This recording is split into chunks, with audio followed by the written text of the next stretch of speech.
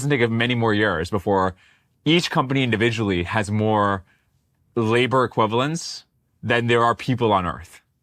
And I think that's like a thing that is very plausible by the end of this decade. That there's more AI labor, more effective population within a single lab than there are people.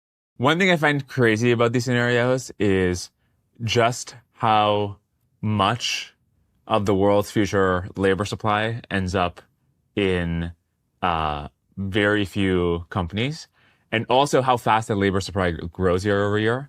So if like compute at the frontier, in flop terms is growing 4 or 5x a year. And further, the compute required to achieve the capability is like decreasing 3x a year. So the compute at the frontier, basically the effective AI population size at the frontier labs is increasing 10x year over year.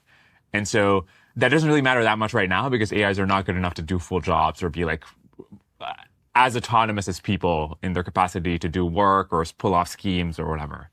But if the current trend continues, you have a world where OpenAI goes from having, say, 10 million basically AI laborers this year to 100 million the next year to 1 billion the year after that.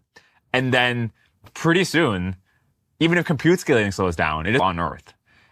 So we talk often about centralization of power because of nationalization or whatever, but we don't think enough about the fact that we're actually moving very fast into a regime where most AI labor, most people, like in terms of like the work output or something, is just like concentrated within 2 labs who are consuming more and more of the world's compute. And so if these AIs are misaligned, then most of the world is misaligned basically, because like most of the world's minds are there. But even if they're not, it just very few companies have like a lot of influence or a lot of control. It's sort of there's the whole spat recently where it's like I think Gavin Baker was like Dario believes that there's only going to be one company in the world, and then Sholto and Dario came out and were like no we didn't say that.